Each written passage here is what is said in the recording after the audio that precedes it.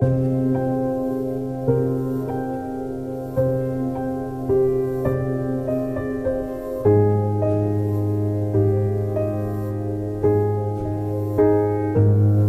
I first started having the health issues, I thought somebody's got to help me. I mean, this is not normal for a healthy teenager to be coughing up blood. And I remember one example of going to the hospital and having a doctor come in and tell me, we've done chest x-rays, CT scans, lots of blood work, and everything is coming back normal. So for right now, I don't know what to tell you. And to me, I would, just think you can't just send me home coughing up blood. And I remember the doctor told me, Sidney, you do have to realize that you have 3 strikes against you. And I said, well, what do you mean? And he said, well, for starters, you're a teenager, you're also female, and you have bipolar disorder, and no one's gonna take you serious. And it was then that I felt so alone, and how could somebody tell me this? And I had so many other times where doctors just didn't believe that I was having the coughing up blood, because the coughing up blood would happen so fast, and then it's done, it's gone. And it wouldn't happen again. The fact that Sidney looks healthy, we have had doctors, and I'm not going to get on that bandwagon, but you're too pretty to be sick.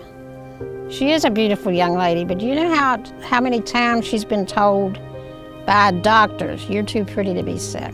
Doctors have laughed in their face. There's nothing wrong with this child.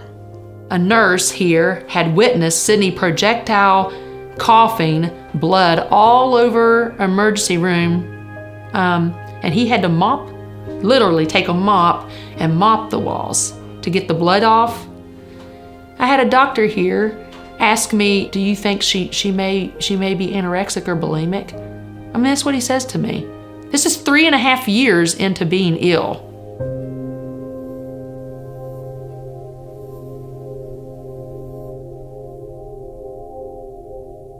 The time that I went into the hospital of January 2016, they decided to bronch me because I had a chest x-ray and I had a CT scan, and they both came back normal, but I was coughing up an abnormal amount of blood. And so they decided that they wanted to admit me to the hospital, and that the next day that they would bronch me. Now Sidney called me downstairs, and she said, should I even let them do the bronch, because they've never found anything. And they'd done bronch after bronch after bronch at that time. And so they did do the bronch. So I'm sitting in the waiting area by myself, and there's just strangers around me. And a doctor that I don't even know comes to me. He says, Miss Irby, I just want you to know that, we finally have it. We have a picture of it showing Sidney's where the blood's oozing out of her lungs, coming up everywhere. Well, I thought at that point, they're going to cure Sidney now. So I just started crying. I thought at first there was horrible news. Something horrible's happened. And my mom came in the room and she was crying, and she showed me pictures. And I remember I started crying because I saw pockets of blood in my lungs, and she was telling me, Sidney, they found blood. They see blood all over both of your lungs.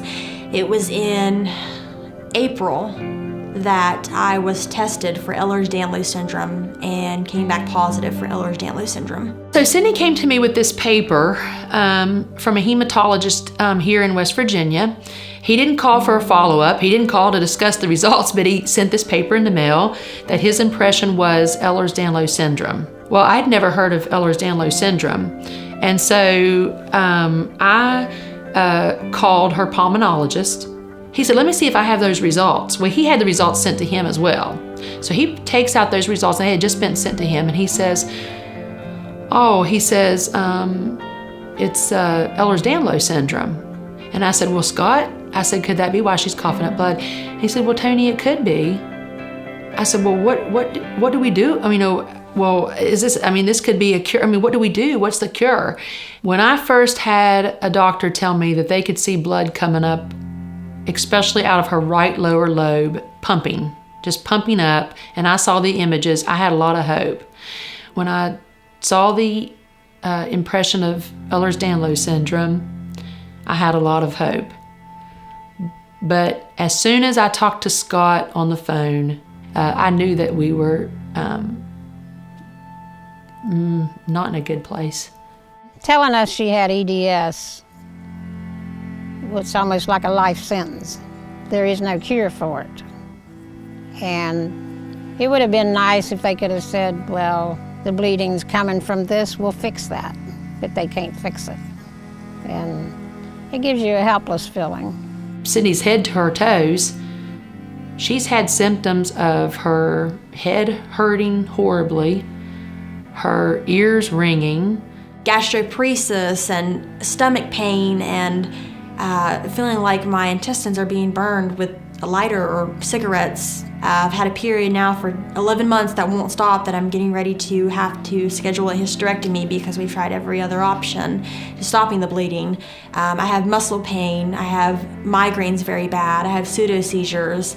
Convulsions. Early on, Sidney would come to me at night, and her whole body would just sort of be convulsing, like contracting into a ball and then releasing. I have coughing up blood, I have chest pain, shortness of breath, I have POTS syndrome, so my blood pressure will drop very low and my heart rate will go very high and I will pass out. Now some days she does nothing but lays in bed.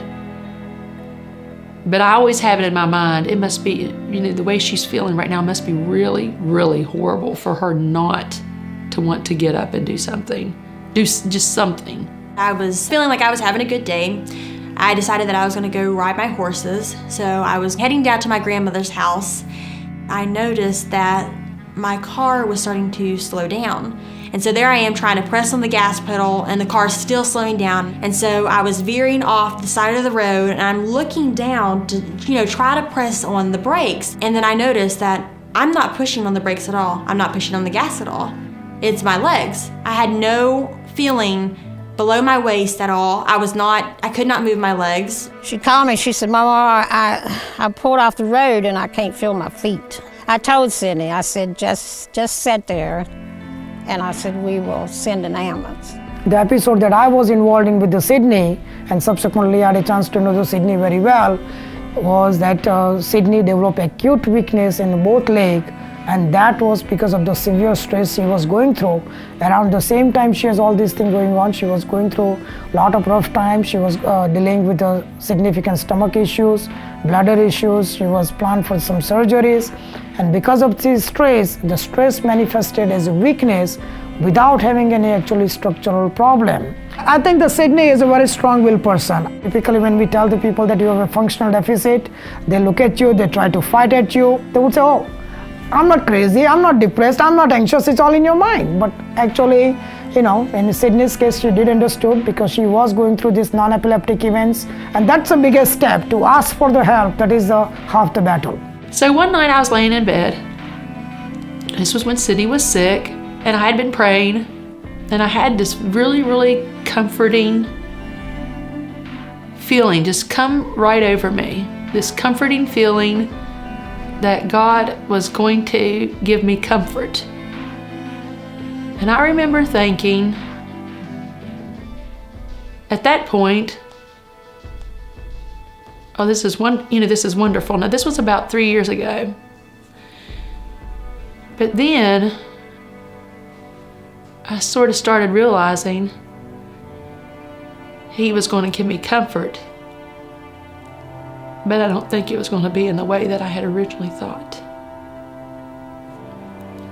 That I was going to be comforted, but Sidney was not going to live.